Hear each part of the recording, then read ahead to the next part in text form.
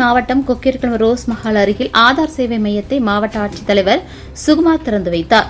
இந்த புதிய ஆதார் சேவை மையத்தில் ஆதார் பதிவு, மக்கள் தொகை விவரங்கள் மற்றும் உயிர்வள தகவல் புதுப்பித்தல், பிழை திருத்தம், குறைதீர் சேவைகள் உள்ளிட்ட அனைத்து ஆதார் சேவைகளும் ஒரே இடத்தில் வழங்கப்படுகின்றன.